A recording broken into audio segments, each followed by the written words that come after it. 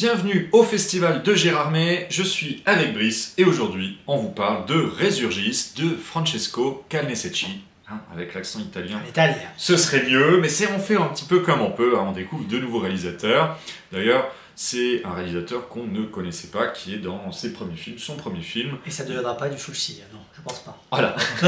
Et il avait... Oui, alors tout de suite on vous spoil un petit peu sur la suite, mais...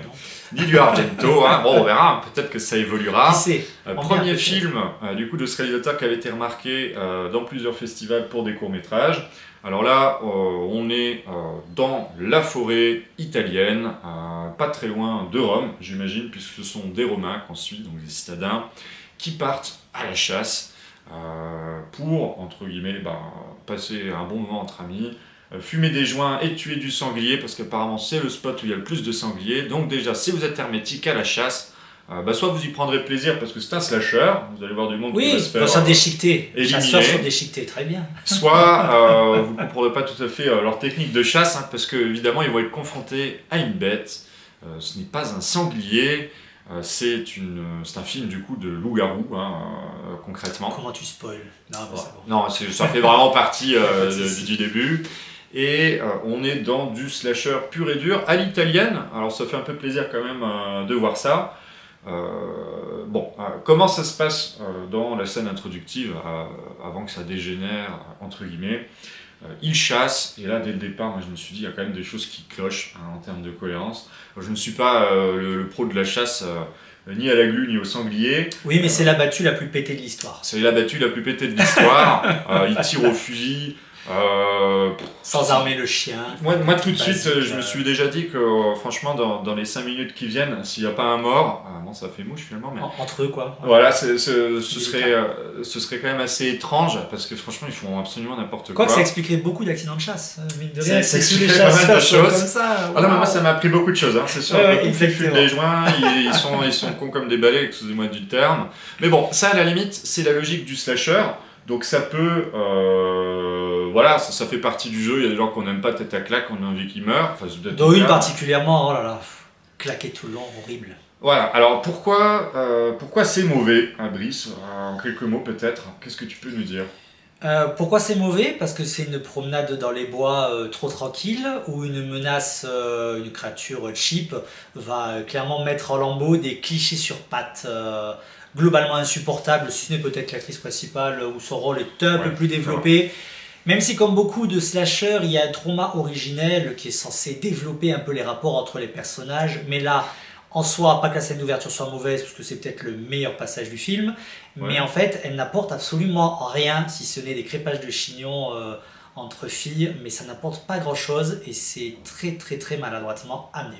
Ce qui m'a le plus aussi gêné, c'est que le chemin est ultra balisé de A à Z, on sait exactement où ça nous mène. On sent le réalisateur qui est fan d'un certain style de cinéma anglais, parce qu'il est difficile de ne pas y voir des références au début de carrière de Neil Marshall, c'est-à-dire à Dog Soldier, un petit peu dans certains cadres dans les bois, avec peut-être un peu plus d'argent, mais pourtant ça fait beaucoup plus cheap que chez Neil Marshall.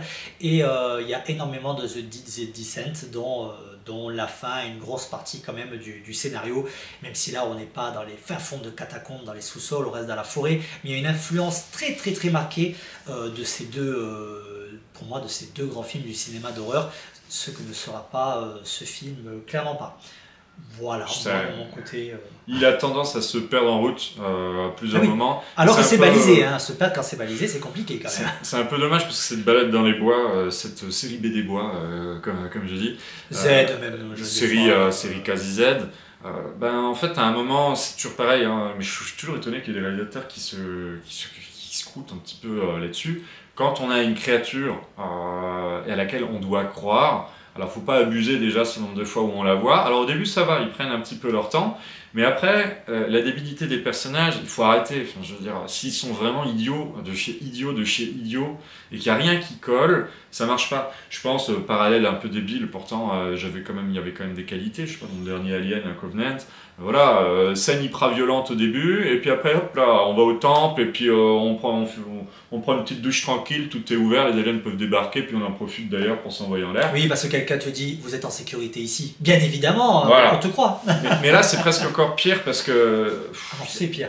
il y a cette scène, ouais, c'est pire. En fait, imaginez-vous, je te coupe, mais enfin, je laisse dire la tienne, je pense, mais imaginez-vous par exemple, je sais pas, vous venez une partie de l'équipe, des chasseurs, se font bouffer, je dis pas forcément que ça arrive, mais imaginez, se font bouffer, et puis d'un seul coup, tu te dis, bon ben tiens, je vais dormir un petit coup dans la forêt, mais ça va bien se passer, hein, je vais pas rester aux abois, je vais pas surveiller, ou alors tiens, j'ai réussi à mettre la bête au sol, elle a l'air morte, ah non, elle se lève, j'ai plein de munitions pourtant, ah ben non, je préfère fuir plutôt que de leur foutre une bonne dans la tête. Enfin, c'est des Non, mais choses y a rien- comme y a rien ça. qui colle. Il y a rien qui va, quoi. Il n'y a rien qui colle, et puis en fait, ils abusent. Il y a des trucs vraiment mais élémentaires. Et je me dis, mais arrêtez avec ça. Ils partent à la chasse avec des fusils à 2 coups. Et leurs fusils. Ils tirent 4 coups à chaque fois. Ils tirent 4 coups à chaque fois. C'est magique. Et je sais pas, mais. D'ailleurs, comme il n'y a pas d'argent, bah, il y a le bruit, et puis ça fait de gros flashs. Flash, flash, puis, flash. moi, je Ultra lumineux dès qu'ils tirent. Je Très suis désolé, désagréable mais l'effet d'ailleurs. la bête également. Ça m'a fait penser au nanar par moment Le Clandestin où on avait l'impression que c'était un gant de toilette. Alors je comprends, un petit budget oblige, mais il y a vraiment des gros plans un peu sales. Alors qu'il y a des cadages plutôt propres. Avec, Avec même l'ambiance, avec la fausse brume et tout, qui est plutôt bien rendue, qui donne une vraie ambiance. Il y a une ambiance inquiétante qui marche. Il y a des petits points positifs comme cette ambiance inquiétante qui marche, et une mise en scène dans le 3 quarts qui est globalement soignée. Une fois qu'on montre un peu trop la bête et que le film s'excite, on va dire, ça devient un peu n'importe quoi. Et surtout la bête, là, que je peux, juste sur ce point aussi, en termes d'effets spéciaux. Alors déjà, on la voit beaucoup, et ensuite, ils abusent du sound design. Vous savez, c'est quand on a la petite tablette de mixage, et puis on appuie sur des bruits d'animaux en même temps, puis on appuie plusieurs fois, puis ça relance le bruit d'animaux, puis on les mélange un peu comme ça si on était DJ animalier. Et il y a des moments, franchement, j'avais envie de rigoler. Ils lançaient le bruit du jaguar, et ils appuyaient dessus, jaguar, jaguar, jaguar, jaguar, jaguar. Mais voilà, la bête, ça marche pas. Et c'est d'autant plus débile d'ailleurs que, bah, quand même, je veux dire, nos chasseurs prodiges là, merde, vous avez déjà entendu un loup parce que c'est. Oui, parce qu'il passe une bonne partie quand même du métrage que c'est un loup. Mais un loup gigantesque qui des fois marche quand même sur ses 2 pattes et qui arrive à, je sais pas moi, à retirer, à faire voler leurs collègues. Mais apparemment c'est un loup. Ils disparaissent du cadre en 3 secondes, ils ont disparu du cadre, ils sont éventrés et ils sont tous là, pas très inquiets, mais franchement ça colle pas. Et c'est vraiment bête parce que bon, il y avait 2-3 trucs qui auraient pu marcher quand ils tirent dans les buissons puis ils essayent de l'avoir. Mais le manque de crédit général. En fait, c'est ça, c'est le slasher ou le survival même, le survival animalier dans toute sa déception, facilité, comme je disais, chemin balisé. Il y avait moyen de faire des bonnes choses. Moi, je maintiens, si vous le voyez, parce que bien évidemment, vous avez le droit de le voir, n'hésitez pas. La scène d'ouverture est vraiment sympa. Moi, j'ai trouvé que ça aurait été un trauma très intéressant à creuser. Mais en fait, ouais, ça sert à rien, c'est survolé finalement, et c'est bien dommage. Comme cette ambiance forestière très inquiétante, où là le sound design est pas mal avec le bruissement des arbres, les craquements des branchages au sol, il y a des choses qui fonctionnent. Mais en fait, finalement, dès que ça rentre dans le survival facile où il faut survivre à un loup, parce que c'en est un qui dit c'est un loup, pas comme les autres, mais attention, c'est un loup, eh ben ouais, ça se vautre dans tous les clichés du genre. Et pas de surprise, et pour qui aura vu les 2 films de Neil Marshall que je vous dis, vous connaissez le début, le milieu et la fin, mais en version cheap, alors peut-être en version italienne sans budget. Mais là, ce qui m'a fait mal, c'est quand il y a le réalisateur et qui en conférence de presse dit qu'il est l'importance du cinéma fantastique italien dans le cinéma fantastique mondial. C'est une réalité, comme je disais, hein, avec Argento, Fulci, et qui espère être dans cette mouvance. Malheureusement... Pas sur celui-ci en tout cas. Pas sur celui-ci. Là, qu'il est loin le bon cinéma fantastique italien. Qu'il est loin. Il y avait tellement mieux à faire, quoi. C'est oui, ça, quoi. Surtout oui, que les films de loup-garou, on vraiment. en manque un petit peu, je trouve, ces dernières années. Voilà, on a un peu abusé des zombies, tout ça. Et puis voilà, le côté, la toute petite pointe Lovecraftienne, où on essaie de connecter l'héritage de la bête à une mythologie. Oui, parce que vous n'avez pas parlé qu'il y a du mysticisme qui peut être intéressant, live. Mais il sert à rien non plus. Voilà. Il est survolé, il en fait rien. Voilà, c'est dommage. Des fausses pistes pour pas grand chose. Si vous voulez le regarder comme un film léger et un divertissement. C'est comme un tranquille. Ça peut être divertissant.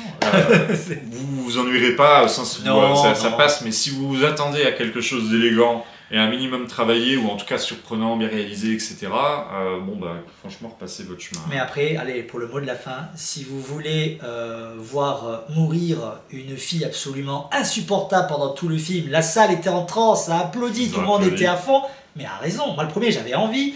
Bah allez-y, parce premier que truc rien que que pour tu as cette dit. scène, ça mérite le coup, quoi. Oui, dès le début, j'ai dit tel, il manque à crève. Désolé. Il y a des elle moments va, où il faut savoir. mais elle est insupportable. Bon, après, ça, il faut le reconnaître, c'est peut-être sa qualité, c'est que normalement, dans un slasher, ça fait quand même partie du cru. Hein. C'est-à-dire, normalement, tu as quand même envie qu'il meure. Hein. Bon, c'est peut-être mon sadisme. Peut-être légendaire, ton sadisme, mais je sais pas. Mais elle, c'est pas possible. Bon. Une personne comme ça dans la réalité, tu la noies, quoi. C'est ça, tu la donnes à loup-garou directement. C'est horrible. Bon, Ah eh ben, ben, écoutez, voilà. on espère que cette vidéo vous a plu. On a pas mal de contenu qui arrive prochainement, interviews, etc., critiques. N'oubliez pas d'aller sur le site, puisque les petites vidéos c'est bien, mais on fait des articles plus longs à l'écrit que vous retrouverez du coup sur notre site internet. D'ici là, n'hésitez pas à vous abonner si vous ne nous connaissez pas, à partager, à liker si vous avez aimé, et à nous dire, écoutez, si vous avez un avis contraire sur le film. Dis-nous ce que vous en pensez, n'hésitez pas. Qu'on C'est- rigole un coup avec vous, Voilà. on en discutera. On serait ravis de voir ça. Allez, bonne journée et à bientôt sur Mag. Merci à vous, à bientôt.